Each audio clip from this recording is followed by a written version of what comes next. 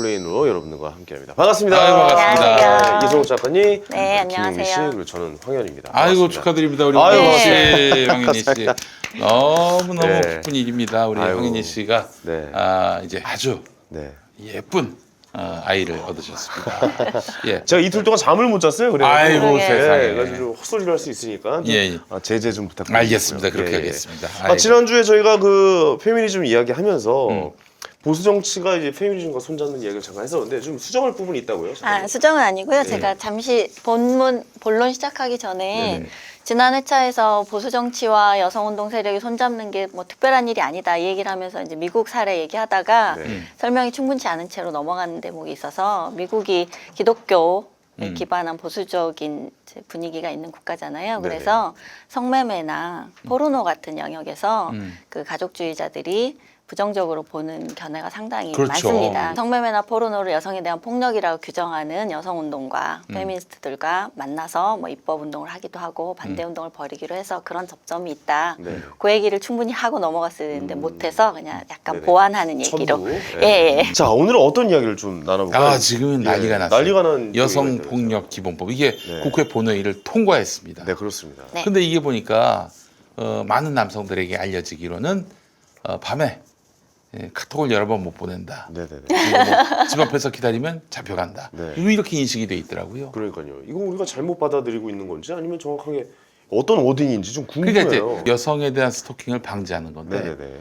남성에 대한 스토킹에 대해서는 뭐 전혀 그걸 방지해 주는 법이 아니에요. 남자는 스토킹이 아니다. 이번 법안에 대해서 그런 문제 제기가 있는 게 당연한 게 보편적으로 일어날 수 있지만 한 그 어떤 구성원 집단에게 조금 더 빈도가 높게 발생하는 그렇지만 본질적으로는 모두에게 일어날 수 있는 범죄를 그럼요. 한 구성원들에게만 특별히 적용하는 법을 만들었기 때문에 지금 문제가 되고 있죠. 아니 근데 여성 운동의 이 본질이라고 하는 것이 남녀의 구분은 화장실과 목욕탕에서만 구분 짓자 이거 아닙니까? 근데 왜 이 법을 만들면서 남녀 구분을 줘요? 아니 그 남성 스토킹 범죄에 대해서도 또 처벌할 수 있게 함으로써 그러면 여성 피해자, 남성 피해자 모두 공히 보호를 받을 수 있다면은 그러면 그 법 취지도 좋고 그렇죠. 서로에게 공평하게 또 다가가는 부분도 있고 네. 근데 왜 그래요? 페미니즘의 이념 자체가 기본적으로 남녀 평등 아닙니까? 우리가 몇 회차인지 가부장제 얘기한 적 있었죠. 그러니까 페미니스트들이 얘기하는 남녀 평등과 성평등의 개념이 우리가 보편적으로 얘기하는 성평등의 개념과 다르다. 그 기준은 가부장제라는 프리즘을 제가 통과해야 가능하다는 얘기를 했었죠. 그 얘기를 깊게 하기는 오늘 어렵고요. 오늘은 여성폭력 방지 기본법에 대해서 좀 조목조목 해부하면서 우려되는 점과 문제점들을 좀 낱낱이 얘기해 보도록 할게요. 알겠습니다. 아마 이런 내용은 저희 방송에서만 할 겁니다. 대통령 공약 중에 네. 젠더 폭력 기본법 제정이 있었잖아요. 원래 있었죠. 예, 제가 네. 경과를 좀 간단하게 네네. 말씀을 드리면 원래 문재인 대통령이 후보 시절에 여성 공약으로 있었습니다. 젠더 폭력 방지 기본법이라는 제정 공약이 있었고요. 그걸 사실상 지금 이제 구현한 법안이라고 보시면 되는데 이게 의원 입법의 형태로 발의는 됐지만 실제로는 정부 입법으로 보시는 게 맞습니다. 보통 의원 입법과 정부 입법의 차이가 의원 입법은 10인 이상 의원만 서명해서 발의를 하면 입법 추진을 할 수 있고요. 그 정부 입법은 여러 가지 단계를 거쳐야 돼요. 일단 뭐 전문가나 이해관계 당사자들의 의견을 공개적으로 경청하는 과정, 공청회 같은 거를 거쳐야 되고 그 다음에 총리 산하의 규제개혁위원회 규제 심사도 통과해야 되고 법제처의 심의도 받아야 되고 차관회의도 열어야 되고 법안 입법 공표도 해야 되고 여러 과정을 거쳐야 행정부의 입법이 가능해요. 그런데 그것에 비교했을 때 의원 입법은 그런 중간 단계를 거치지 않아도 되는 장점이 있습니다. 그래서 이 법안 심사할 때도 자유한국당이 뭐 이완영 의원이 이거는 청부 입법이다 뭐 이런 말을 했는데 그건 사실 양쪽 당이 비난할 수는 없어요. 왜냐하면 자유한국당이 집권했을 때에도 정부가 이런 것들을 다 정부 입법으로 해결할 수 없기 때문에 같은 당의 의원들을 통해서 입법을 합니다. 그래서 그걸 뭐라고 하기보다는 의원 입법 형태로 추진을 했고요. 올해 2018년 2월 달에 더불어민주당의 비례대표 여성의 전화 대표 같은 경력을 가진 네. 대표적인 여성운동가 출신의 비례대표 의원인 정춘숙 의원이 대표 발의자로 해서 그렇죠. 입안을 했고요. 네. 그다음에 이제 상임위 심사 소위나 법사위를 거쳐서 이제 12월 7일 날 국회 본회의를 통과했습니다. 입법 절차는 국회 통과하면 그다음에 대통령이 이제 그걸 법안으로서 법령 공표를 해야 돼요. 네네. 그 기간이 아마 15일일 겁니다. 그럼 이제 지금은 이 법안 절차에서 남은 과정은 문재인 대통령의 사인, 그다음에 공표, 그다음에 6개월 후부터 이제 시행을 기다리고 있는 상태고, 네네. 그래서 어떤 여론에서는 이제 문재인 대통령에게 거부권을 행사해라, 뭐 이런 요구를 하고 있기도 하는데 그 근데 그럴 가능성은 가능성은 없죠? 저는 거의 없다고 봅니다. 네네네. 예, 어차피 공약 사항이셨고 네네. 이 문제에 대한 이제 남성들의 분노나 문제 제기에 대해서 여전히 저는 잘 못 읽고 있지 않은가. 아직 이제 예, 흐름을 예. 잘 못 읽고 있다. 예, 예. 근데 그럴 수 있어요. 아 이거는 좀 뺄 수 있다. 빼야 네. 된다. 대통령으로서 이렇게 권한이 있습니까? 그런 법조항에 대한 권한보다는 그런 이유로 이 법에 대해서 거부권을 행사할 수 그러니까 있죠. 전체적인 거에 대한 예, 거부권 이게 행사하면 다시 거부권이죠. 이제 어떤 국회로 절차를 돌아가죠. 예. 밟든지 그걸 다시 해야 되는데 아 그래가지고 지금 이런 문제 제기를 좀 하시는 분들이 굉장히 많아요. 좀 세부적인 내용으로 좀 들어가 볼까요? 네. 예, 예. 들어가기 전에 네. 간식 좀 먹고 아, 네, 할까요? 역시 광고 타임. 예, 광고 타임. 그냥 오늘 할 얘기가 많아서 맞아요. 좀 맞습니다. 길어질 거예요. 예, 이게 식사 대용도 됩니다. 그렇습니다. 코코미 리얼 핸드메이드 너트바. 오. 제가 이거 하나 박스를 어제 가져갔어요. 네네네. 먹어봤는데 어때요? 너무너무 맛있습니다. 먹어봐죠. 일단 엿으로 혹은 뭐 설탕으로 칼로리로 이게 버무린 게 아니라 시끄럽겠다. 오. 현미 시럽을 이용하는 거예요. 아 예. 현미 시럽이니까 이렇게 맛있다. 약간 좀 설탕으로 만든 게 아니라. 그렇습니다. 코코미 리얼 핸드메이드 너트바의 맛은 진짜 단맛이 아니라 견과류 원재료의 맛, 고소한 맛. 그걸로 사실은 승부수를 던진 거예요. 네네네. 네. 맛있다. 기름에 튀기지 않았습니다. 건강과 맛을 생각해서 하나하나씩 틀에 넣어서 수제 방식으로 만든 너트바. 진짜 어때요? 맛있습니다. 와. 존나 맛있다고 해야지. 당일 로스팅을 한 거예요. 눅눅하지가 않아요.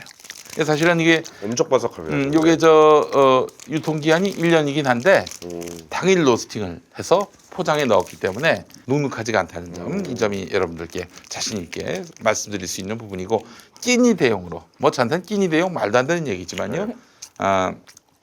날씬하신 분들께는 끼니 대용도 가능하고요. 아이들 간식으로 고단백 섭취용.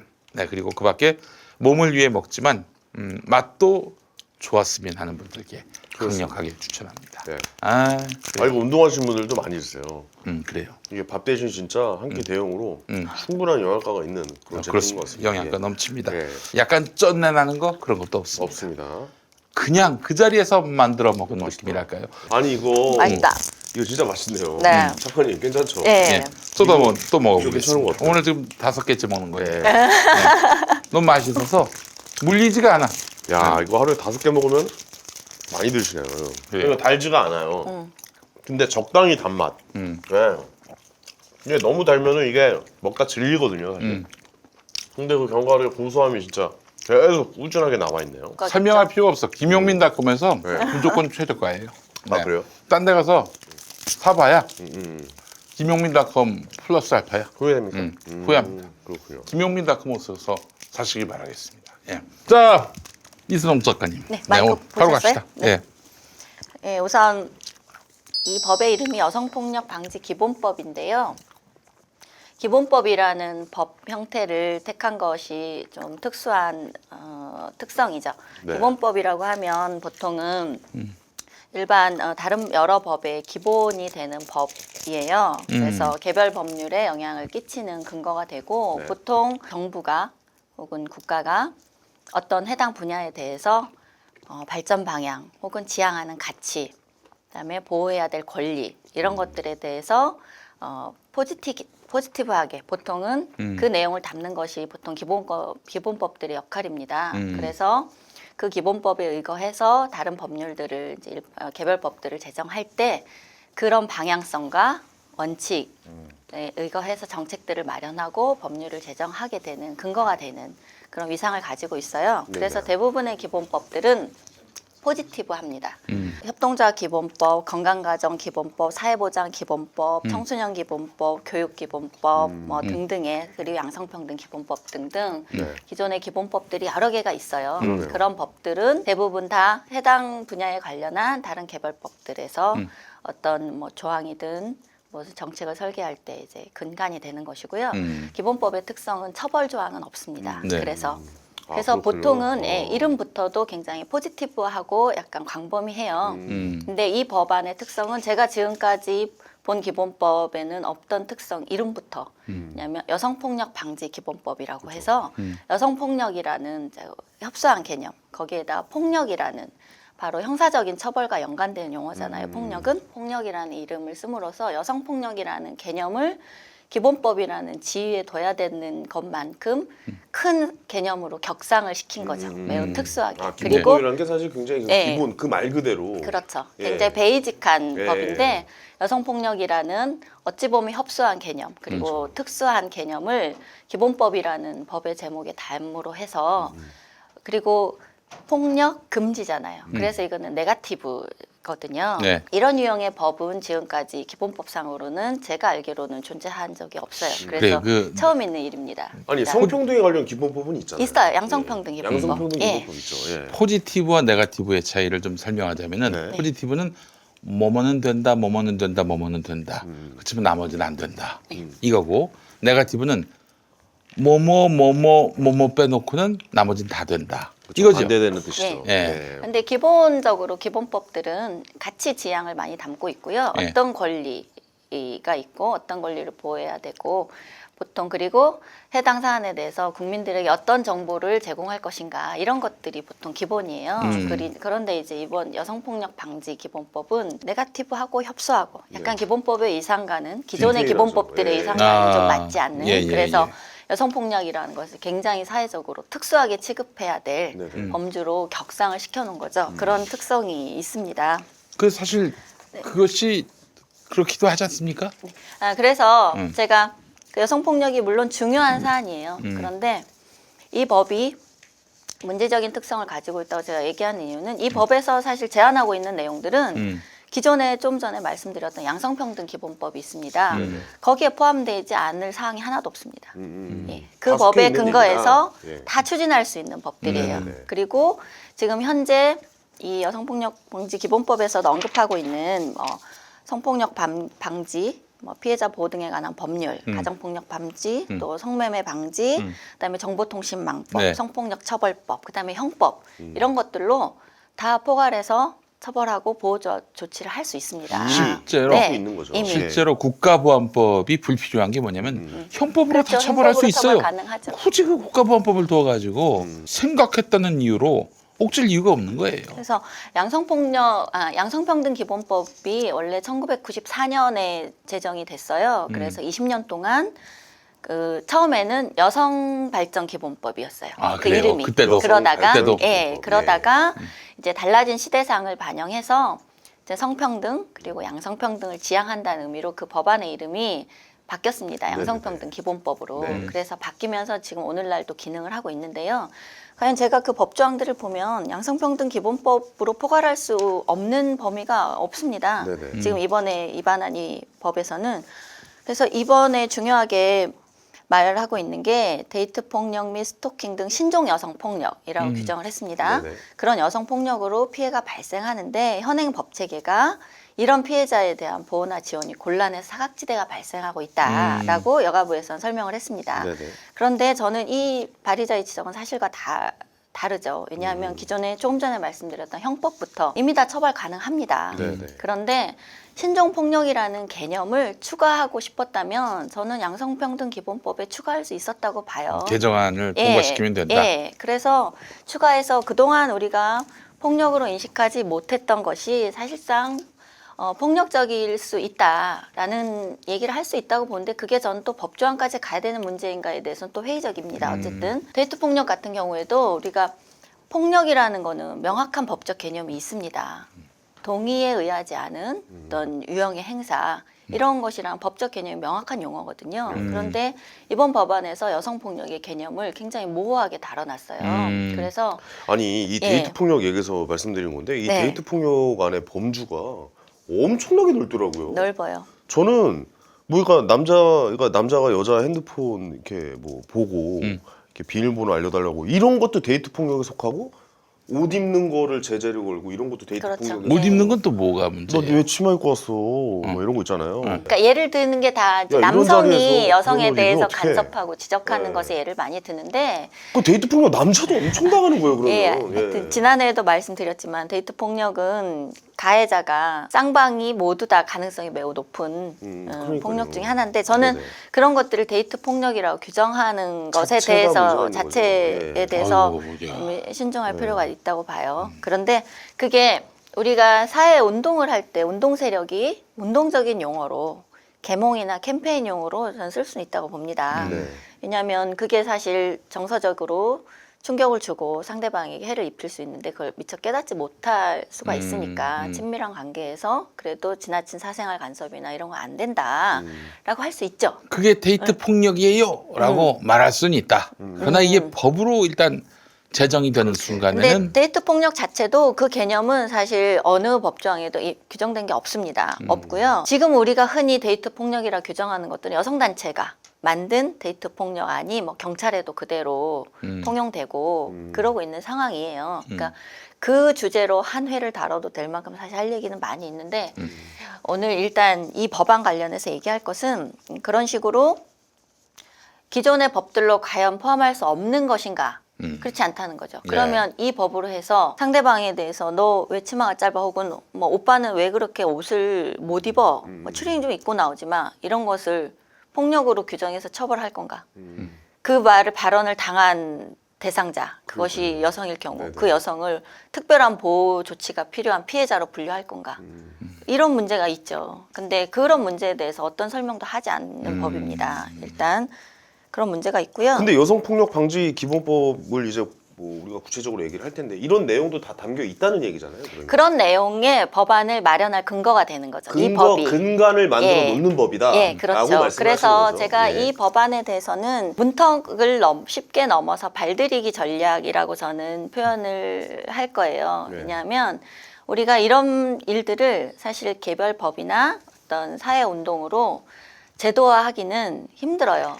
힘들죠. 그리고 과정을 거쳐야 되죠. 네네. 왜냐하면 사회적으로 이게 공개되었을 때 뭐 논박도 있을 수 있고 네. 그다음에 항의도 있을 수 있고 이해 당사자 간에 갈등을 조정해야 되는 과정을 거쳐야 되잖아요.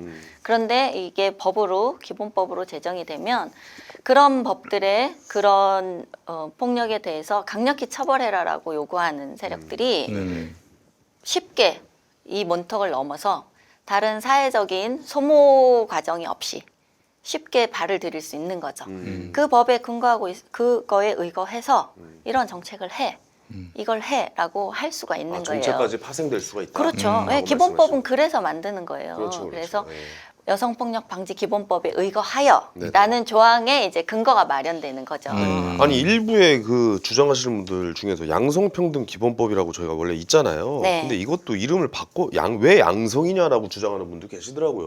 있죠. 반동성애적인 관점 때문에 아. 성평등이라고 할 때는 남성과 여성에서 포괄되지 않는 성소수자나 그 사회적 약자라고 주장하는 성소수자들의 존재가 들어갈 자리가 없다는 거죠. 이거는 여성운동계와 인권운동계에서 계속 강력하게 주장해서 양성평등이 아닌 성평등으로 가야 된다라고 얘기를 하고 있고 그 조항 때문에 동성애자들의 동성애자들이 사회적인 존재로 인정된다라는 그 공포나 반감 때문에 기독교 쪽에서는 매우 그걸 민감하게 취급하고 계속 그걸 많이 딴지를 걸죠. 그래서 예.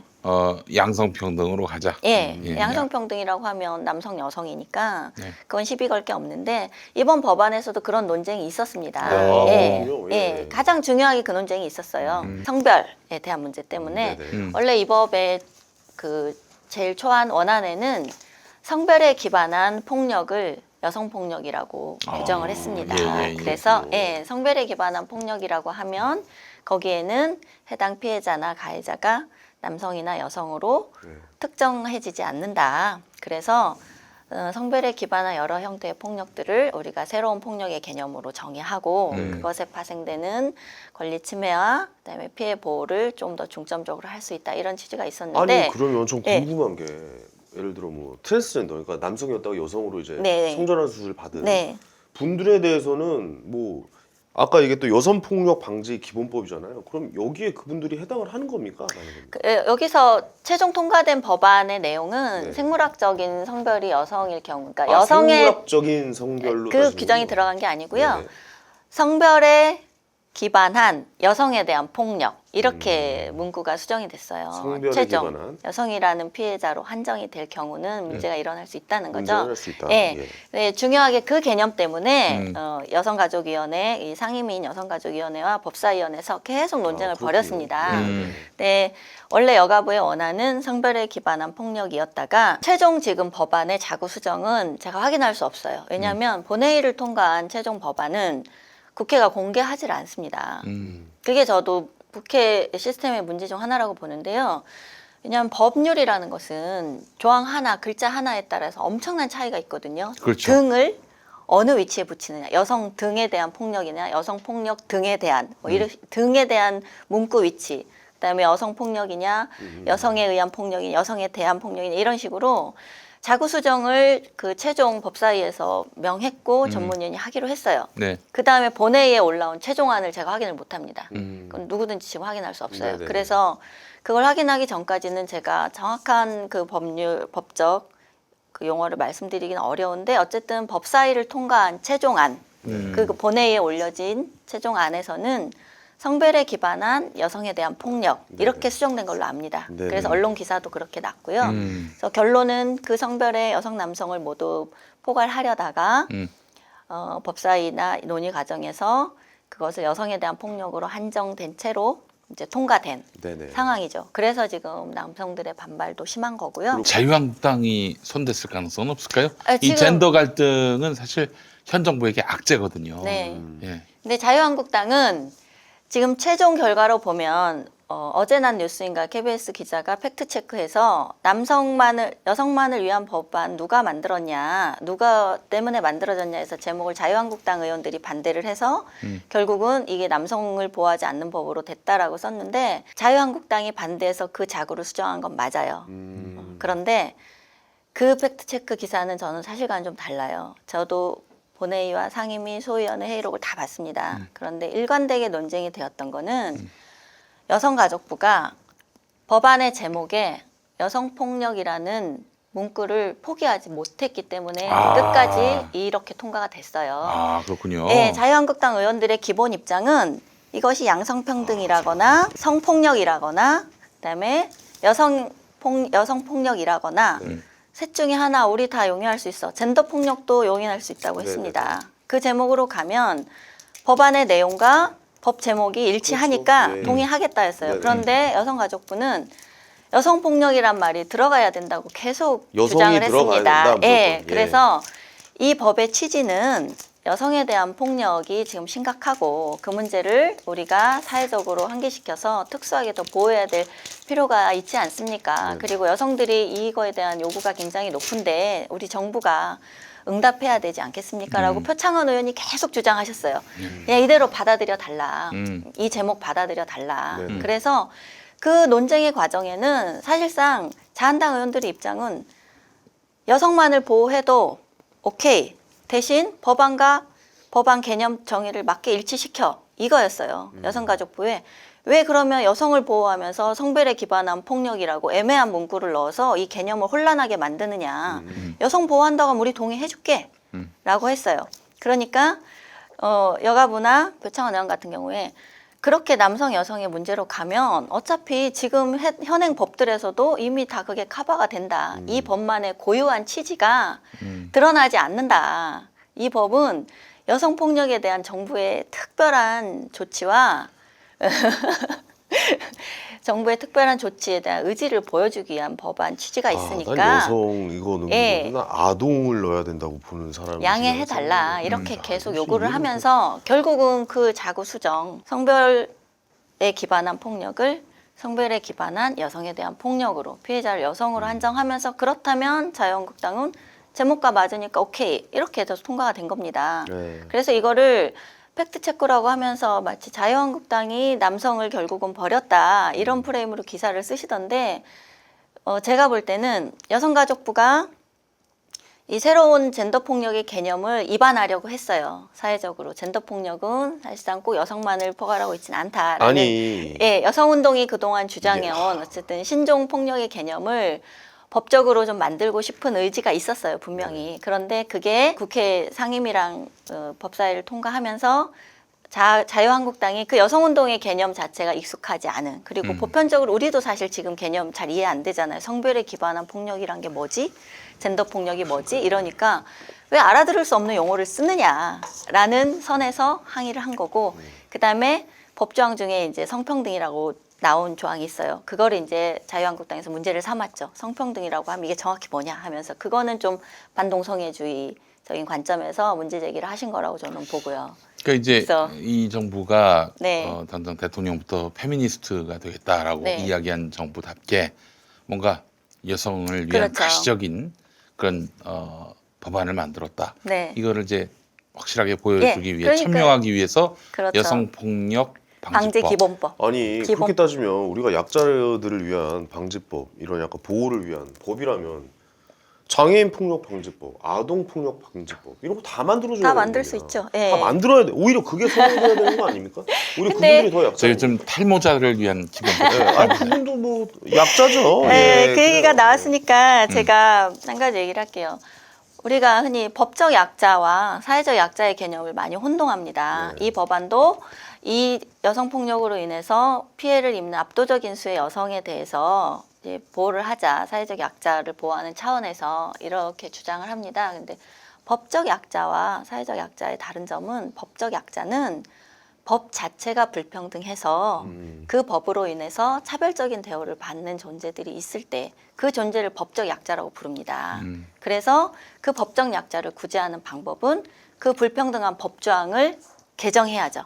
그렇죠. 그런 방법인데 사회적 약자는 네. 제 법이 불평등한 게 아니라 법은 이미 있는데 그 법에 의해서 보호를 받을 자원이 없거나 기회를 모르거나 이런 자원이 부족한 사람들을 사회적 약자라고 하는 거예요. 예를 들면 노인이라는 경우를 상정해 보면 노인이기 때문에 신체적인 능력이 이제 상실돼서 그렇죠. 그것 때문에 어떤 보호를 받을 폭력에 노출되었을 때 더 많이 다칠 수 있고 이런 위험들이 존재하잖아요. 이 노인들에게 당신이 그런 폭력을 당했을 때 경찰에 어떻게 쉽게 접근할 수 있느냐. 얼마 전에도 쪽방촌에 여성 노인 2명이 성폭력 당했다는 기사가 아이고, 났습니다. 예. 그럴 경우에 이 노인들은 저항할 수 있는 신체적인 능력이 젊은 사람들에 비해서 현저히 떨어지잖아요. 그러면 바로 경찰과 연결할 수 있는 어떤 통로, 그 도구를 만들어준다든지 이런 식으로 노인은 법 앞에 법적 권리자로서는 평등해요. 그렇지만 사회적으로 그런 보호를 받을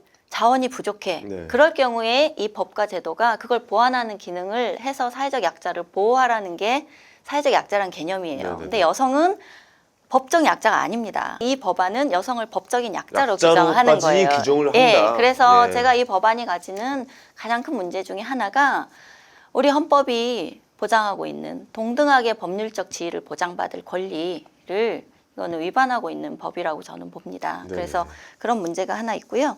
이럴 경우에는 성별에 기반한 그런 여러 폭력, 성폭력, 가정폭력, 성매매, 그다음에 뭐 데이트 폭력, 스토킹 이런 것들을 주로 예를 드셨어요.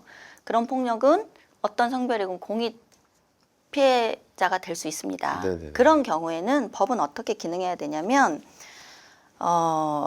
모두 보편적으로 그 해당 폭력 행위를 규제하거나 피해자에 대한 보호할 수 있는 법을 만들고 네.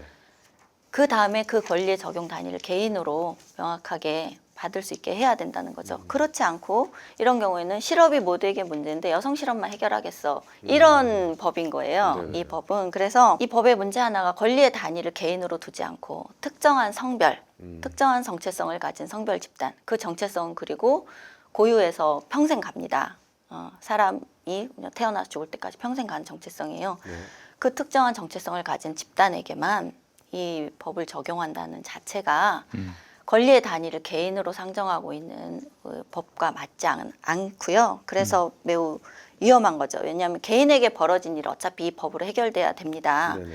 우리가 어떤 폭력이든 그 폭력의 피해자는 개인이잖아요. 그래서 이 개인을 구제할 수 있는 게 법제도의 기능이에요. 그런데 이것을 개인이 아닌 그렇게 집단으로 만들어 버리면 그 개인이 권리의 단위가 아니라 그 개인이 어디에 속하는지에 따라서 구성원에게 차별적으로 적용된다는 거죠. 아하. 내가 여성이냐에 따라서 같은 폭력을 당해도 내가 여성이냐에 따라서 그 법의 보호를 더 받고 보호를 받는다. 예. 그런 결과로 나타난다는 거죠. 그래서 이것은 동등한 법률적 지위를 보장 동일 범죄 동일 처벌이 아니네요. 그러면. 그렇게 될 이게 확률이 통과가 높죠. 되면, 예, 이 그분들이 법에 항상 주장하는 게 의거한다면. 동일 범죄, 예. 동일 처벌인데 그리고, 만약 이 예. 법이 통과한다면 훨씬 여성이 약자로서 예. 여성을 같은, 법정 약자로 예, 규정하는 거죠. 그래서 같은 모의를 당해도 더 보호를 받는다. 네. 뭐 이렇게 정의를 내릴 수가 그래서 있겠네요. 여성폭력이란 개념을 여성에 대한 폭력으로 정의한 기본법이 있다는 사실 자체가 매우 특수한 일이에요. 양성, 예, 직장 상사가 있는데 네, 종업원들이 있어요. 종업원들 중에는 남자도 있고 여자도 있겠죠. 똑같이 갑질을 했어. 공평하게 갑질을 했어. 네. 네, 여성은 이걸 갖고 문제 제기할 수 있는데 남성은 문제 제기할 수 없고. 남성은 그렇습니까? 문제 제기할 수는 있죠. 그렇지만 그 문제 제기에서 법적으로. 처벌하는 과정이나 보호 조치를 받는 과정이 여성과 좀 다를 확률이 여성은 높죠. 권리를 행사할 수 있지만 남성은 네. 권리를 행사할 수 없다. 맨 처음에 그 입법 취지 제한 이유하고 배경을 가지고 좀 말씀을 드릴게요. 하나하나 좀 들어가 보겠습니다. 오늘 얘기할 주제는 이 여성폭력방지기본법의 3조까지 해당되는 얘기예요. 개별 법조항까지는 제가 들어가지도 못했어요. 이제 법안을 보니까 문제가 굉장히 많은데 개별 법정 하나하나까지 따지는 건 아마 다음 시간에 하든지 하도록 하고요. 자유한국당은 그래서 어쨌든 젠더 이슈에 대해서는 아무런 문제의식이 없습니다. 없는 게 기본이고요. 우리가 보수 정치 세력이 여성운동가 만난다는 얘기를 했듯이 그래 여자 보호 우리 동의해 이거예요. 여자 보호한다면 해줄게. 여성표 받고 나쁠 게 없다는 거죠. 그래서 맨 처음에 제한 이유 및 주요 내용을 보면 이게 이제 입법의 취지에 관련된 내용입니다. 예.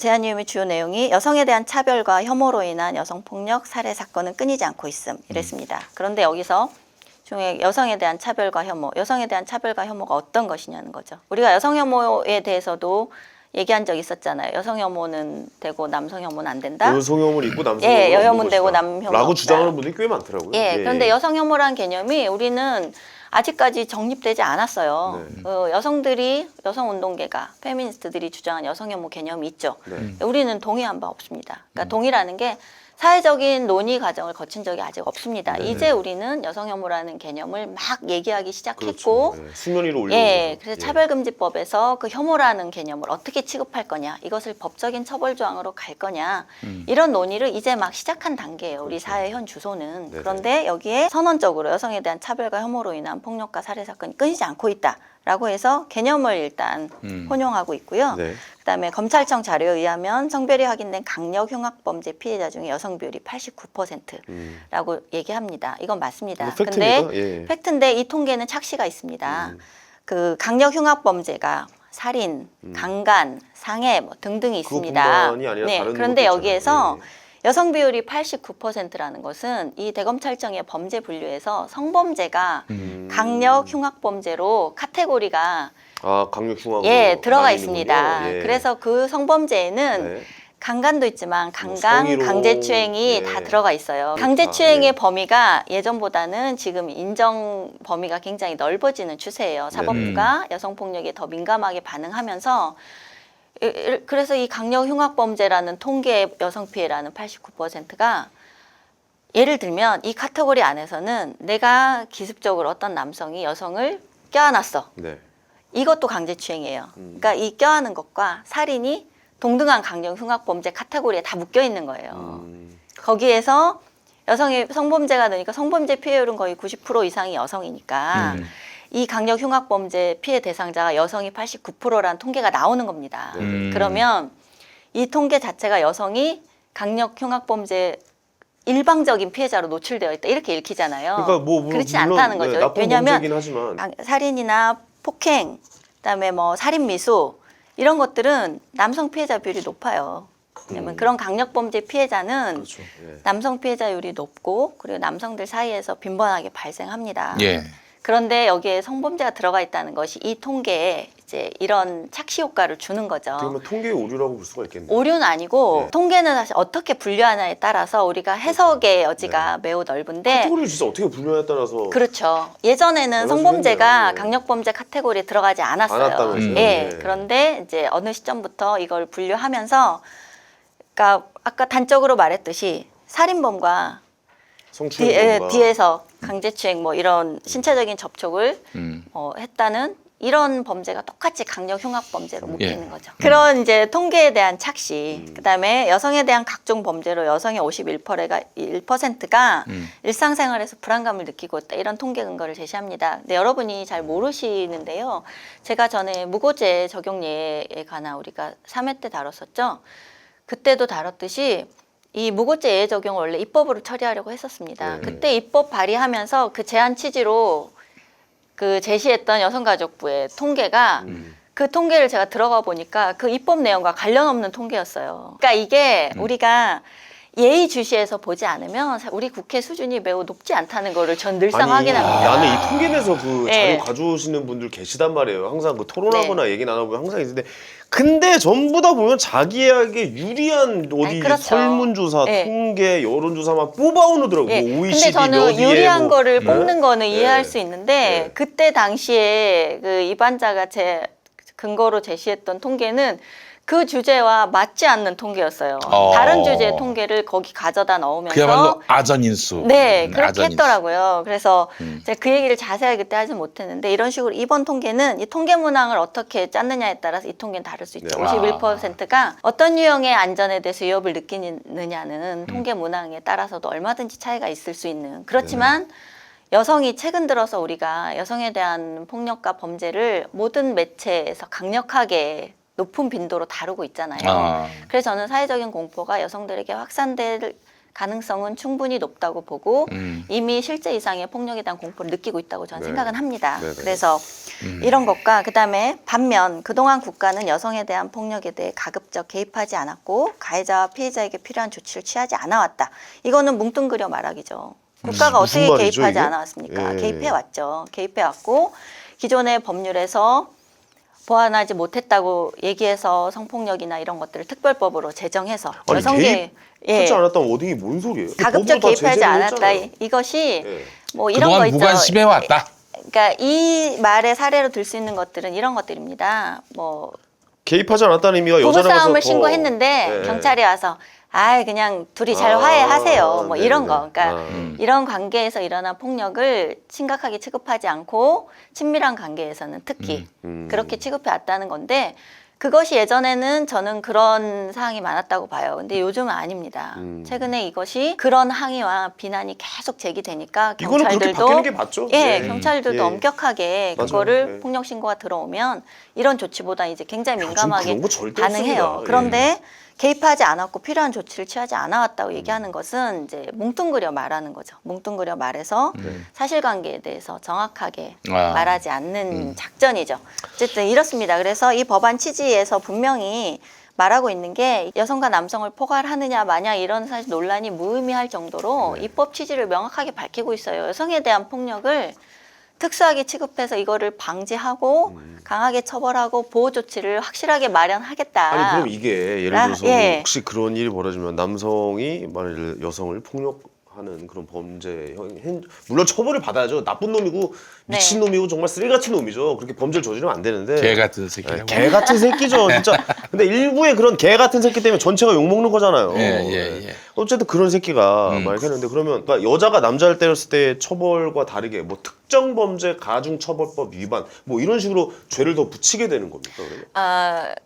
지금 이 상태로는 그렇진 않다고 보고요. 네네. 예를 들면 지금 양형 조항은 개정의 여지가 많이 있습니다. 그리고 네네. 실제 다른 관련 법안들에서 양형 조항을 바꾸려는 이른바 이제 미투 법안들이 여러 개 대기하고 있어요. 이것도 미투 법안의 하나입니다. 그러니까 그걸 만들기 위한 전초전이다. 예, 밑밥 그래서 던지기다. 약간 여성에 이런 대한 거죠. 폭력을 예. 더 특수하게 취급하면 이제 양형도 그것이 여성을 향한 이런 성별에 기반한 폭력일 때는 더 강력한 처벌 조항을 만든다든지 예, 현행 지금도 여성들은 요구하고 있어요. 더 강력하게 처벌해라. 벌금형이던 것을 징역형으로 올리고 지금 이런 일들은 계속 진행되고 아니, 있습니다. 그건 예. 이게 사실 법이라고 하는 것이 약자, 소수자, 이 취약한 사람들 보호로부터 네네. 공적 보호로부터 취약한 사람들을 보호할 목적으로 만들 억울한 일을 당하지 않게 보호를 해주는 그렇죠. 그런 역할이죠. 만드는 예. 그 맥락이 있는 건데 네네. 근데 여성을 약자로 설정해 놓고 여성에 대한 범죄는 더 가중 처벌함으로써 이 여성을 보호하려는 그런 정부의 그 의지가 읽혀지는 부분이 있어요. 네, 그렇죠. 예. 근데 그것은 그 부분에 대해서 우리 이 작가님은 여성을 그렇게 약자로 이렇게 만들어 버리면 인류의 반인 여성을 그렇게 약자로 만들어 버리면은 이건 또 다른 불필요한 저는 차별을 만들 수 예, 있다. 저는 사회적인 약자로서 음. 여성을 음. 보호하려는 조치에 반대하는 게 아니에요. 제가 말씀드렸듯이 법적 약자와 사회적 약자에는 여성뿐만이 아니라 이 법적 약자로 그것을 규정하는 것은 다른 차원의 다른 문제고요. 차원이에요. 예. 이렇게 되면 사회의 구성원들에 대해서 특수한 계급이 만들어지는 거예요. 계급이 저는 그래서 만들어진다. 모두가 똑같이 적용받아야 될 기본권, 음. 보호받아야 될 권리를 행사하고 피해를 입지 않을 권리에서 특수하게 보호받고 특수한 권리를 가지는 존재가 만들어지게 된다는 거죠. 그래서 아니, 그걸 정부는 진짜 하지 이게. 않아야 된다는 겁니다. 아니 국가는. 그런 법 없애야 되지 않습니까? 그러면? 그런 법은 아니 저는 생성되지 않아야 되죠. 그러니까요. 위헌입니다. 우려되는 것은 이것이 과연 사회 구성원들의 조화로운 삶을 고무시키는가 이것에 대해서 굉장히 회의적이에요. 말씀하신 대로 우리가 어떤 재난 상황, 위기 상황에서 여자와 아이들, 노인들을 먼저 보호하는 이런 것들이 사회 구성원들한테 공통적으로 인식된 규범이잖아요. 문화적인 규범으로 존재하는데 이런 법안이 만들어지고 정부가 특수한 계층을 만든다는 이제 신호를 주면 그렇게 보호하는 것이 무의미하고 심지어 내가 왜 그래야 돼? 라고 하면서 여성을 이미 약자로 취급하지 않게 됩니다. 이것은 남성들에게 방금 말씀하신 대로 반감을 더 키우는 거죠. 그래서 여성을 오히려 약자의 지위에서 끌어내리면서 조화로운 그리고 상호 협력하고 연대하고 사랑을 나누고 이런 관계를 과연 이것이 고양시키는가 이것에 대해서 굉장히 회의적이고요. 또 한 가지는 여성 자신의 주체성을 과연 이것이 고무시키는가. 맞아 여성들에게 스스로 여쭤보고 네. 싶어요. 왜냐하면 이건 어떻게 생각하시나? 예. 이런 데이트 폭력이나 뭐 성희롱도 마찬가지고요. 어떤 관계에서 일어나는 어떤 유형의 상호작용에서 일어나는 부정적인 유형의 행위들 있잖아요. 그런 것들에 대해서 여성이 물리적인 폭력은 당연히 형사처벌 받도록 해야 됩니다. 네. 그 조치를 하고 그 외에 다른 것들이죠. 아까 말했듯이 정서적인 혹은 불쾌감 이런 것들 무언가 찝찝함 무언가 다 물리적인 행위는 아니지만 내 기분이 나쁜데 이 상대방이 계속 그걸 느껴. 그렇다고 할 때 여성들이 취할 수 있는 행동이 있잖아요. 연인 관계면 헤어지면 됩니다. 헤어지면 되고 헤어지기 싫으면 상대에게 교정을 요구해야죠. 이것은 우리 관계의 상호작용에서 얼마든지 조정할 수 있고 내가 선택할 수 있는 여지를 모든 그런 행동 영역에서 사법적인 판단에 기대고 사법적인 처벌의 영역으로 가져간다는 거예요. 그럼 여성의 주체성이 계속 사법적 판단에 종속되는. 그래서 그렇죠. 저는 이런 종류의 법안에 대해서는 저는 여성으로서 반대합니다. 여성을 굉장히 비주체적인 존재로 자꾸 만들어요. 만들고 그리고 사회적으로도 고립되게 만드는 저는 동의하지 않아요. 그런 면에서도. 예전에 여성운동은 그 여성의 주체성을 계속 고무시키는 전략을 많이 취했는데 지금의 여성운동은 그것이 상당히 퇴색될 뿐만 아니라 방향이 완전히 주체적이고 방향은 다르다. 예, 여성에 예, 대한 주체적이지 않고. 보호나 여성을 피해자로만 상정하고 모든 제도를 요구하거나 또 이런 법안까지 요구하는 거가 저는 이 방향이 여성을 위해서 좋은가 이런 회의를 여성으로서 늘 갖습니다. 시간이 1시간 됐는데 지금 벌써. 1시간 예. 됐는데 아직 지금 3분의 1도 못 들어갔어요. 그래요? 예, 좀 달려보죠. 여성폭력 예. 오늘 좀 길어질 수도 있을 것 그러니까요. 같습니다. 그 여성폭력 방지 기본법의 문제적 특성이라고 제가 제목을 붙였고 첫 번째는 기존의 기본법 개념을 협소화했다. 그리고 기본법의 이상과 지향과는 좀 맞지 않은 네거티브하고 협소한 개념을 기본법의 지위로 격상을 시켰다는 특성이 하나 있고, 두 번째는 네네. 기본권을 훼손하는 위헌 요소가 있다. 기본권에서 유언 요소. 예, 그건 뭐냐면 네. 헌법 11조 1항과 2항이 평등권이고 특수계급을 만들지 않는다는 조항인데요. 그렇죠. 예, 계급적 이것이 혜택을 얻는 예, 거죠. 권리의 단위를 개인으로 명시하면서도 여성이라는 특수한 범주의 집단을 특정함으로써 특수계급을 만들지 않는다는 헌법 네네. 조항을 저는 위반한다고 이거 봐요. 내가 봤을 때 헌법재판소 가면 위헌받을 가능성이 있어 그래서 보이는데. 그거는 모릅니다. 몰라요? 왜냐하면 예, 지금 헌법재판소와 대법원의 저는 구성이 뭐 어느 정권이든 마찬가지겠지만 이것이 진일보한 인권의 관점이라고 해석할 수도 있습니다. 기존의 형법과 특별법 등에서 이미 규율하고 있는 여성에 대한 폭력을 더욱 특별한 범죄로 격상시켜서 여성 일반을 특수한 권리의 소유자로 네네. 격상시킨 법안이기 때문에 저는 헌법 11조 1항 2항을 위반하고 있다고 보고요. 네네. 두 번째는 좀 전에 말씀드렸듯이 동등한 법률적 지위 보장에 대한 평등권을 위반하고 있다. 평등권 예, 위반. 그것도 말씀을 드렸고, 세 번째는 명확성의 원칙을 위반하고 이게 무슨 있습니다. 말이죠? 명확성이란 명확성의 것은 말씀대로 이런 기본권을 제한하는 법을 만들 때는 네. 국가는 법규범의 내용을 명확하게 규정해야 될 의무를 집니다. 네네. 이게 뭐냐면 특히 형사적 처벌이 가능한 법조항에서는 이 법들은 지금 다 형사처벌 조항이 있는 개별 법률들과 다 연관되어 그렇죠. 법리 있거든요. 해석이 정확해야 예, 되죠. 그러면 네. 그 규범의 의미 내용에서 무엇이 금지되는지, 그리고 그것을 무엇이 허용되는 행위인지 이것에 대해서 정확하게 알 수 있도록 공표를 해야 됩니다. 그것이 국가의 의무예요. 그리고 국가기관이 이걸 설명할 의무를 지닙니다. 네. 그리고 이것이 재형법정주의 기본 원칙이죠. 왜냐하면 사회 구성원들이 이 법이 정확히 뭘 금지하는지, 뭘 허용하는지 알 수 없다면 국가가 그냥 자의적인 법 집행 기관이 자의적으로 이걸 해석해서 국민들에 대해서 곤란해지죠. 예, 부당한 권리 침해를 할 수가 있고 자의적 집행을 가능하게 하고 법 집행 당국에 무한 권한을 위임하는 게 그렇죠. 돼서 이 명확성의 원칙을 위반하고 있는데, 중요하게 그 명확성의 원칙 위반 중에 몇 가지가 있습니다. 첫 번째는 성별에 기반한 폭력이란 모호한 개념입니다. 이것이 가장 이 법의 논의 과정에서도 문제였어요. 모호한 개념. 그게 도대체 뭐냐는 거죠. 네네네. 젠더 폭력이라는 규정을 대체할 용어가 없으니까 네네. 그냥 이걸로 해달라고 네네. 계속 표창원 의원이나 여가부는 계속 읍소를 했습니다. 젠더 폭력이 더 정확한 뜻인데 한국 사회 구성원들이 아직 국민들이 젠더 폭력이라는 용어는 낯설어서 무슨 뜻인지 모르니까 그냥 여성 폭력 그리고 성별에 기반한 폭력으로 용인해달라고 하니까 이 의원들도 그 개념을 나한테 설명해 봐라 이거였어요. 근데 그 개념이 설명이 안 되는 거예요. 이분들은 그게 이제 젠더라는 개념은 사회적 문화적으로 강요되고 규정된 성이라서 생물학적인 성별과 다르다. 그런데 그런 성별로 인한 폭력들이 드러나고 있기 때문에 우리가 이것을 이제 좀 더 한 차원 높은 인권과 뭔 소리예요? 예, 잘 네. 모르시겠죠. 무슨 소리예요 지금? 나는 그래서 법안 소위에서도 이게 계속 제기가 됐어요. 성별에 기반한 폭력이라는 게 도대체 뭐냐. 애매모호하다. 예. 예. 그게 있고요. 근데 표창원 의원이 가장 뭐 앞장서서 사실 이 법을 통과시키는데 공헌을 하셨는데요. 여성들의 수건 사업이니까 그냥 넘어가 주십사. 넘어가 설마 주십사. 그런 식으로 했겠어요? 그랬습니다. 그랬어요? 예, 여러 차례 그렇게 이 발언하셨어요. 표창원 의원이 네. 그 회의 중에 이거 남성 중심의 커뮤니티에서 난리가 날 일이다. 네. 그런 말을 또 했었다고 하더라고요. 그래요? 네, 여러 차례 하셨어요. 예, 그다음에 명확성의 원칙을 위반한 두 번째에서는 혐오 범죄나 2차 피해 등에 대한 법률적 정의가 없이 이거를 처벌할 수 있도록 그 개별법과 연관을 시켜놨다는 거죠. 혐오라는 개념 아까 말씀드렸고 2차 피해라는 개념도 개념 정의가 없습니다. 네네. 개념 정의가 없는 채로 수사 재판 과정에서 겪는 사후 피해, 뭐 따돌림, 불이익 조치 이런 것들 2차 피해라고 했는데 이건 지금 개별법들에서 네. 불이익한 처우를 금지하는 법조항들이 다 있습니다. 음. 이 법에서 규정한 2차 피해가 뭔지에 대한 법적인 개념 정의가 없습니다.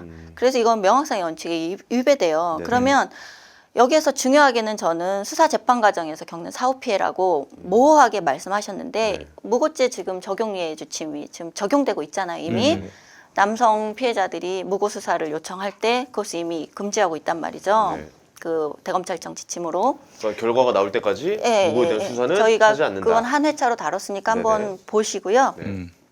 일반적으로 수사나 재판 과정에서는 어떤 피의자나 피고인일 수도 있고 피의자일 수도 있습니다. 피의자나 피고인이 되는 신분으로서 겪는 절차상의 여러 상황들이 있습니다. 이거는 공정한 재판을 위해서 필요한 절차들이에요. 근데 이런 2차 피해 개념을 이렇게 모호하게 집어넣으면 그 수사나 재판 과정에서 다른 범죄와 똑같이 그 공정한 수사와 재판을 위해서 밟고 있는 조치들을 2차 피해로 그냥 규정해서 싸잡힐 수 있다는 얘기잖아요. 다른 피의자라면 혹은 피고인이라면 그 해당 상대방에 대해서 동등한 재판과 수사를 받을 권리를 침해하고 네.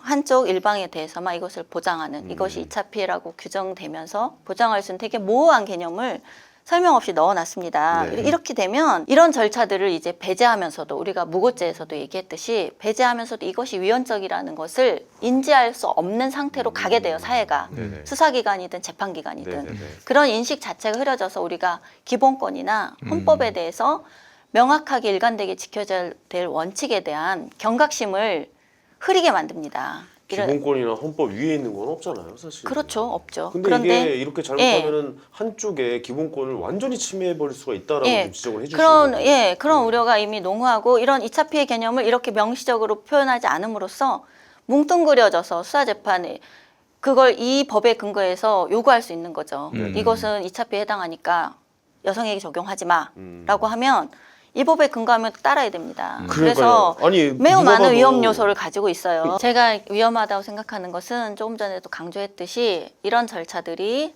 이런 법률로 그냥 두루뭉술하게 명확한 법적 개념이 없이 개념 정의가 없이 시행될 경우에 네. 이것이 위헌이면서도 이것을 감지하는 감각을 사회적으로 후퇴시킨다는 거예요. 그 더듬이가 살아있지 않으면 이 사회가 그런 헌법이 사회 최고 교범으로서 존재하는 기반이 무너지게 되는 거죠. 제가 예. 위험하게 생각하는 건 바로 그거고요. 예. 세 번째는 근본적인 물음이 없는 포퓰리즘적 법안이라는 거예요. 표창원 의원의 발언에서 단적으로 드러나죠. 아, 그런 문제점 충분히 이해하고 제가 다 알지만 여성들이 얼마나 갈급하고 있습니까? 통과시켜 주십시오. 원하고 있습니까? 예. 갈급하고 있으니까 어떻게 여성들의 받아들여야 돼요, 이거? 이런 처절한 목소리를 우리가 이제 국회와 정부가 응답해야 되지 않겠습니까? 이런 식으로 계속 읍소하는 데서도 알 수 있듯이 여가부가 이 법은 개별법이 보호하지 못하는 사각지대를 여성폭력 피해로 포괄해서 좋지 않은 법이라고 했는데 여성폭력이 이 법안에 따라서도 가정폭력, 성폭력, 성매매, 지속적 괴롭힘 행위, 친밀한 관계에 의한 폭력, 정보통신망을 이용한 폭력으로 규정했습니다. 이거 다 현행법에서 처벌받고 가능합니다. 예. 그게 좀 미진하다면 그걸 보완하면 돼요. 네. 새 조항을 만들거나 개정을 해서 보완하면 되는데 그게 아닌 거죠. 여성폭력의 정확한 개념도 지금 여기에서 논의 과정에서 말했듯이 여가부나 발의자가 명확하게 제시하지 못했고요. 네. 폭력이라는 법적인 개념, 그러니까 동의에 의하지 않은 신체 유형력 행사, 이게 폭력이에요, 법적 개념으로. 네네. 근데 여기서는 신체 유형력 행사를 넘어서서 안전을 위협하는 모든 것, 그 다음에 친밀한 관계라는 것도 법적 개념이 없습니다. 이것이 무엇인지 설명하지 않아요. 우리가 생각하는 친밀한 관계라고 하면 가족, 연인, 직장 동료 등 어디까지 포함된다고 생각하시겠어요? 다 생각이 다르잖아요. 기준이 네. 뭐- 명확성의 원칙도 네. 이것도 위배하고 있죠. 친밀한 관계라는 것은 완전히 새롭게 제시한 개념이에요. 지금 이 법안에서. 그러네요. 예, 그래서 개념을 확장하려는 포석입니다. 이것은 명백하게. 작가님이랑 저 정도 관계면 친밀한 관계입니까? 제가 예. 제가 주장하면 친밀한 관계가 되죠. 여성이 그걸 주장하면 친밀한 우리가 관계였다. 주 1회 만나서 방송을 같이 하고 방송 전후로도 매우 친밀한 대화를 나눠왔다. 네. 라고 하면 되죠. 그럼 얼마나 안 친밀했는지를 입증하실 수 있겠습니까? 통화 기록 같은 거 하나도 없는데. 얘기했다잖아요, 네. 제가. 여성이 얘기를 하면은. 예, 아니 제가 무섭다. 방송 전후로 이게 무서워. 네. 방송 전후로 늘상 대화를 나눴고 그 나에게 친밀한 은밀한 대화 눈빛을 보냈다. 그렇지 뭐 이런 그렇게 할 수 식으로. 있죠 얼마든지. 예. 그리고 중요하게는 왜 이 범죄에 대해서는 야, 다른 피해자에게 지원하지 않는 제도들이 필요한가? 이것도 설명하지 않는 거죠. 그런 논의 과정을 거친 일이 있는가? 예, 다른 특수한 범죄나 강력 범죄 피해자들에게는 왜 적용하지 않는 이런 지원 제도를 강력한 지원과 보호 제도를 왜 이 법의 피해자들 이건 규정되었으니까 왜 여성 폭력의 피해자인 여성에 대해서만 지원해야 하는가에 대한 설명이나 논의 과정도 없죠. 그래서 아. 제가 포퓰리즘적인 법안이라고 하는 거고요. 네네. 세 번째가 포퓰리. 권리의 단위를 개인으로 상정하지 않고 이렇게 특정 성별 집단으로 규정한 이 법이 가지는 구멍을 어떻게 메울 것인가라는 거죠. 예. 다른 성별의 구성원을 권리의 대립항으로 상정되어 있는데 어떤 법도 이렇지는 않습니다. 아까 말한 개별법들도 다 성별을 명시하지 않았어요. 네. 예, 예. 그래서 어떤 피해든 성별 구분하지 않고 처벌이든 보호든 할 수 있는데 이제 이 법은 성별을 명확하게 한정해서 규정해서. 명시함으로써 다른 법들과 다른 취급을 하는 거죠. 그러면 이 부작용이나 불합리에 대해서 예측과 대안이 없습니다. 이 법은 중요하게 처음 제기할 수 있는 건 무죄 추정의 원칙. 그다음에 말씀드렸듯이 데이트 폭력의 남성 피해자는 가정 폭력의 남성 피해자는 그다음에 남성이 남성을 강간하면 아동 학대가 성별에 기반한 범죄일까요? 여러분이 스토킹을 지금 남녀 사이에서 여성이 피해자인 범죄로 규정하는 자체가 저는 이상하게 아까 남성 연예인이 스토킹 당하듯이 네. 스토킹은 정말 그냥 성별 불문하고 일어나는 범죄예요. 그러니까요, 예. 예, 남성이 남성에게도 하고 여성이 여성에게도 합니다. 남성이 남성에게 하는 것도 많아요. 많아요. 예. 예, 그래서 이것을 성별에 기반한 폭력으로 규정하는 자체가 저는 안 맞아요. 데이트 폭력도 성별에 기반한 폭력인가? 그건 관계에서 일어나는 상황들이죠. 네네네. 이런 불합리한 거나 설명할 수 없는 이 구멍들에 대해서 이 법은 아무것도 말하지 않아요. 말해주지 않고. 그 다음에 성매매 같은 경우에도 여성만을 피해자로 규정할 수 있는가? 지금 현행법은 성매매 특별법은 동의에 의한 성매매도 사회적 법익의 침해를 해서 둘 다를 범죄의 주체로 봅니다. 네. 그런데 이 법에 의해서 만약에 여성만을 피해자로 본다면 현행법하고 명시적으로 어긋나는데 이것에 대해서는 금지되어 있어요. 현행법과 명시적으로 어긋나는 다른 법률을 만들 수 없어요. 그런데 이것도 그런 개념을 도입하면서도 이에 대한 무슨 해명이나 조정이 없고요. 이 법 자체에서 이런 설명이 전혀 없습니다. 이 구멍 어떻게 메울 것인가 이게 없어요. 당장 이렇게만 얘기해도 도대체 그러면 어쩌자는 거야? 아니 스토킹이 여자한테만 일어나?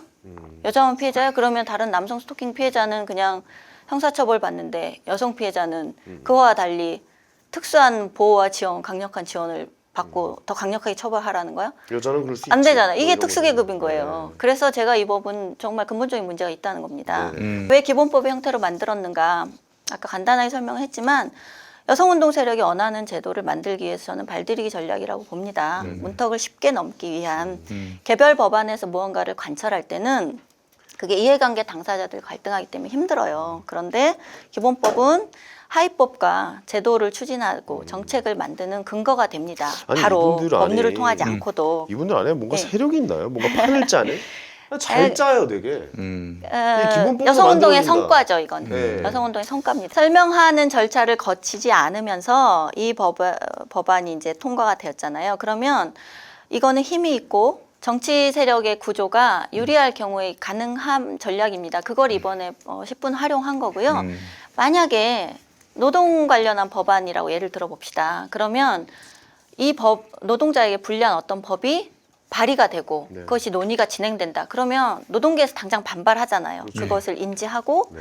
견제할 수 있는 조직적인 세력이 있어요.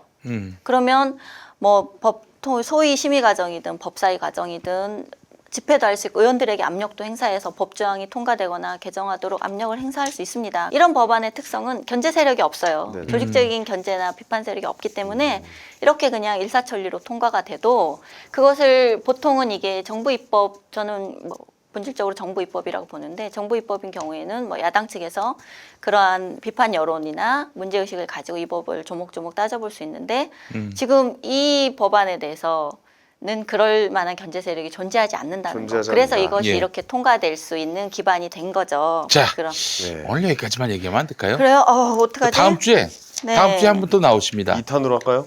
네. 2탄도 하면서 네네. 여기에 대해서 또 법을 전공하신 분이 또 나오십니다. 누가 나옵니까? 누가 나옵니까? 한남 충장 정영진 씨라고 미국의 로스쿨.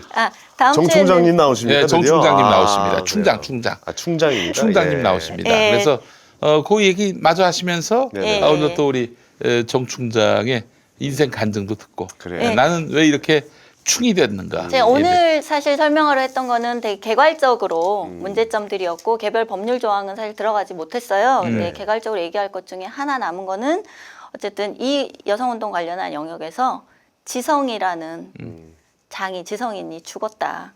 사회적 논의나 지성의 역할이 죽었다. 이 얘기를 그냥 이제 타이틀만 말씀드리고 다음 시간에 이어서 하도록 우리가 이렇게 하겠습니다. 너무 관심을 안 가져야 될 문제가 네. 아니네요. 이거는 좀 다들 좀 관심 있게 좀 아니 지켜봐야 그리고 되는 이건 뭐 문제가 같긴 해요. 예. 법안의 어떤 그 파급력, 파장 네. 이걸 떠나서 지금 젠더와 관련한 이슈가 그냥 댐이 무너졌습니다. 네. 그렇다면 이제 밀실에서 어떻게 적당히 넘기는 문제가 아니고 공론회장으로 나온 만큼 이거를 차별 없이 소외 없이 네. 다 같이 대화의 장으로 나오게 해야 돼요. 네. 그 사실 젠더 갈등 이거 심각한 문제입니다. 생각하기 이거 그냥 네. 가볍게 볼 문제가 아니에요. 진짜 아무것도 안 하면 아무 일도 일어나지 않는다고 아무도 문제 제기하지 않으면 당연한 것처럼 아무렇지도 않게 넘어간다는 게 좀 네. 중요한 것 같아요. 네, 사실. 지난 회차에서 저희가 성평등이나 성폭력 방지 매뉴얼, 뭐 학교, 교육, 공공기관 등에서 실행하고 있는 매뉴얼에 대해서 좀 제보해달라고 제가 이선옥닷컴 gmail.com으로 띄워드렸는데요. 제보가 들어오곤 있어요. 그런데 기업이나 공공기관 이런 교육 매뉴얼이 있으면 좀 제보해 주시고요. 저에 대해서 뭐 책이 있느냐 혹은 뭐 후원할 방법이 있느냐 이런 것도 많이 물어보시던데 제가 운영하는 이선옥닷컴이라는 사이트가 있습니다. 거기에 오시면 제가 쓴 글들 보실 수 있고요. 뭐 구독과 후원할 수 있는 방법들이 있으니까 필요하신 분은 이선옥닷컴에 들어오셔서 구독 후원하시면 되고요. 그거 하느라고 사실 글에 좀 너무 소홀했는데요. 좋아요. 네. 여성폭력 방지 기본법에 대해서 제가 글을 하나 쓰려고 합니다. 아이고. 그러니까 여러분이 많이 관심 가져주시고요. 널리 공유해 네, 주세요. 저희 그렇습니다. 짧은 클립 하면 영상 계속 지금 제작해서 보급하고 있잖아요. 네. 그거 짧게 만든 영상들 열심히 여러분이, 보급도 해주시고. 활동하시는 참여하시는 네. 각종 커뮤니티나 여러 곳에 많이 홍보해 주시면 고맙겠습니다. 그렇습니다. 아 그래요 여러분 그러면 네. 또 우리 인사를 드리도록 할까요? 네, 네. 우먼스 플랜은 여기서 인사드리고 다음 주에 2탄으로 네, 이어서 정영진 해보겠습니다. 씨를 모실 수 있으면 한번 모셔서 네. 그 네. 이야기 나눠보도록 하겠습니다. 다음 주도 라이브로 하는 방송 기대 많이 해주시고 자, 우먼스 플랜 여기서 인사드리도록 하겠습니다. 저희는 다음 주에 역시 인사드리도록 하겠습니다. 우먼스 플랜이었습니다. 감사합니다. 고맙습니다. 고맙습니다. 수고 많으셨습니다, 작가님. 네.